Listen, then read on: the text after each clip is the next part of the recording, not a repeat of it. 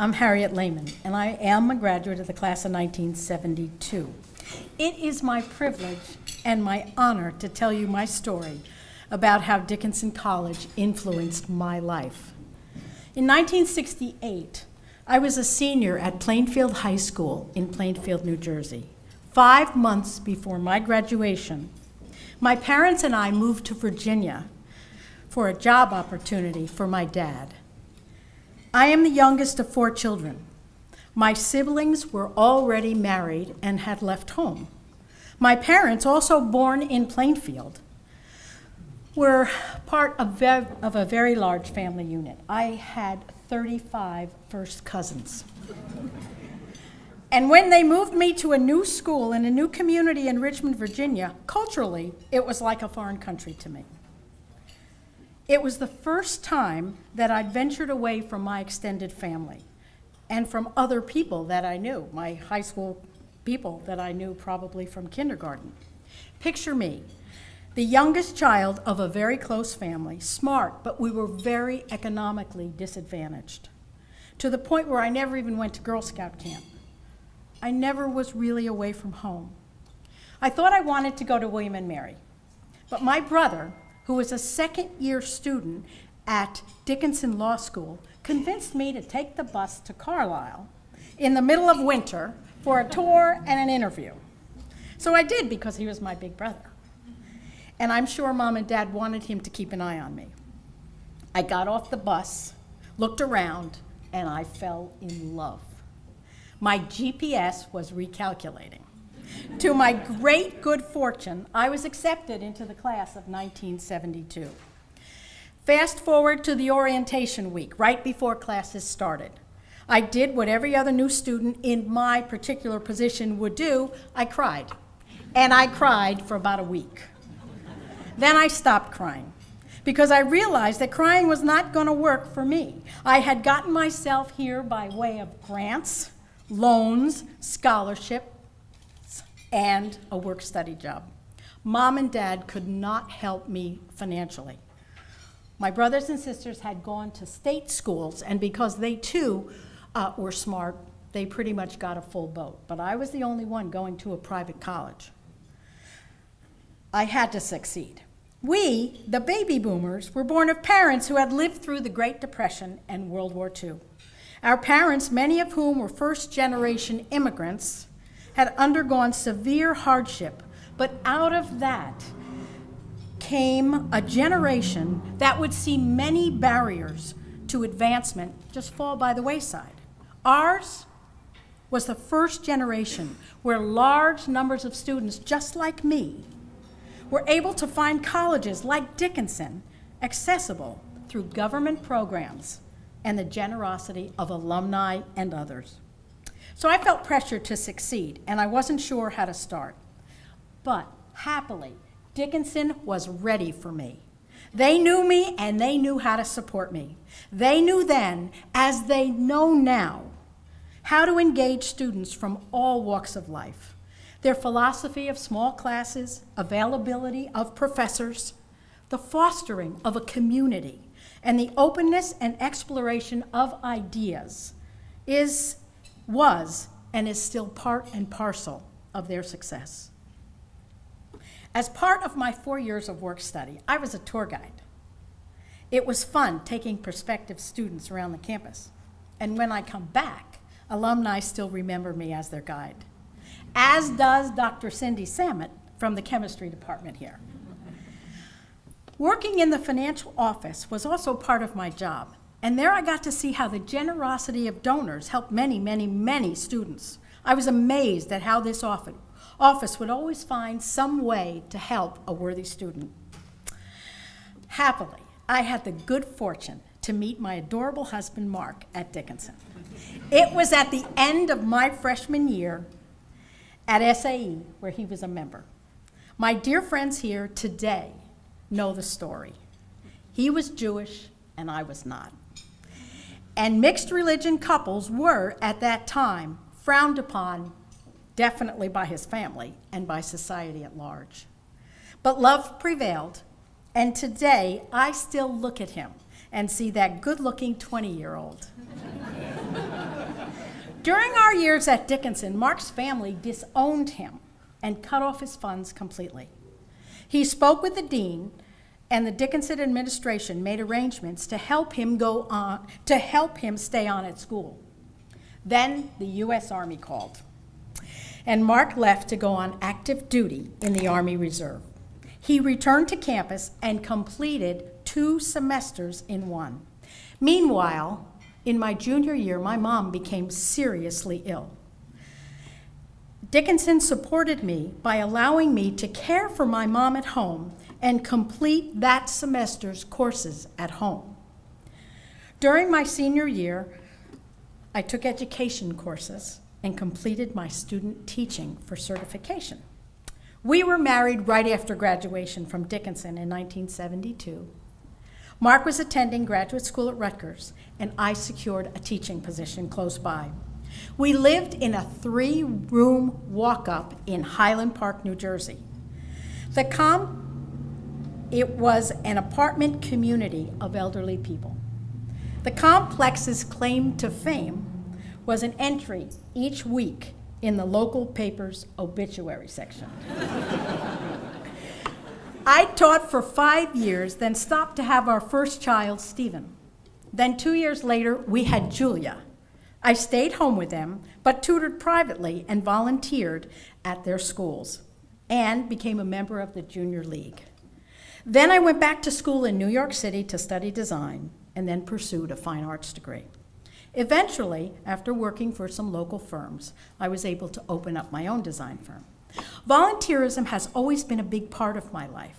One of the values that was nurtured at Dickinson was the responsibility to give back, especially after all that Dickinson had given to Mark and to me. I had been one of those fortunate enough to attend a place like Dickinson. Since 2006 now, because of volunteering, I have been a wish granter for Make-A-Wish. That means I not only sit on the board, but I interview children ranging in age from 3 to 18 who suffer from life-threatening diseases. I help them find their true heartfelt wish. We service a community of 5 million people. In 1998, Mark and I began to move about the country. With both children away at college, we decided to leave Westfield. Mark had been working in New York City, and now a wonderful and unique opportunity arose for him. It was in a dot-com company in 1998. So we decided to see the country and moved to Florida.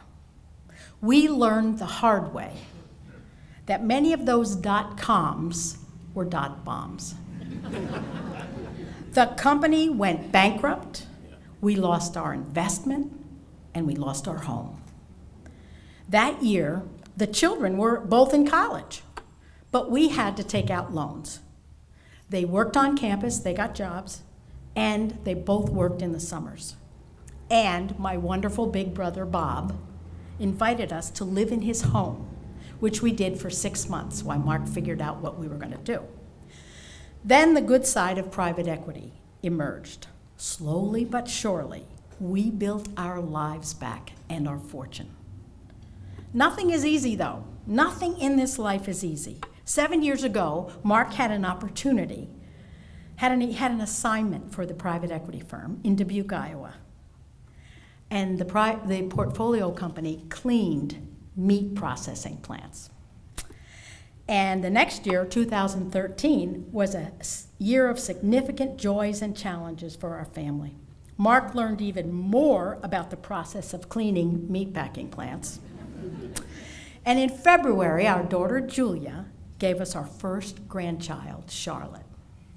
In June, Stephen, who was living and working in Switzerland, became seriously ill, and we had to go to Switzerland and take him to the Mayo Clinic in Rochester, Minnesota for treatment. He ended up living with us for 3 months while he was recovering. That same year, in October, I found out I had cancer. After my operations, I decided to have the necessary chemotherapy back in California. It gets pretty cold in the Midwest, and the sessions would go until the middle of 2014. I am grateful to say that I am now cancer-free and my hair grew back.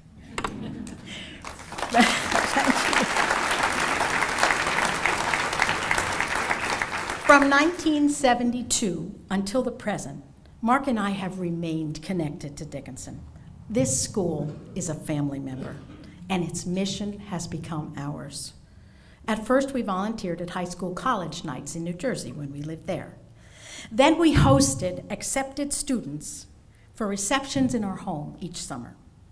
Our home in Westfield was lovely but old, and they had window air conditioning. And without fail, the power would go out every single time. And each year, well, one year we put in new power lines, the next year we got all new air conditioners. But still the power went out every time. But because if it were not so hot in August, for those of you who are familiar with Westfield, New Jersey, in August, this would have been laughable. But Dickinson came back for 5 more years. In addition, Mark was on the Alumni Council, and I was the chairperson of several 5-year reunions for the class of 1972. Each year we gave what we could, but as we got more financially secure, we remembered how difficult were the distractions of sick parents, the complete abandonment of Mark's family, our financial struggles, and, of course, the Vietnam War. In 2 weeks, we will be married 47 years. Each year, we try to give what we can to continue the ideals that were instilled in us. For me, the fundamentals of a liberal arts education are curiosity in all that is around us, a willingness to study new and different topics and ideas, the embracing of the world and all it has to offer, a deep devotion to the success of our planet for future generations. And most of all, what I got, not only it was probably inside, but Dickinson helped to bring out the grit to keep going in the face of adversity. Dickinson was instrumental in our success in life, and for that I am very grateful. I felt like I was always working with a net having my Dickinson family. The friends, old and new, that we made through Dickinson are now our family. This room is very special right here.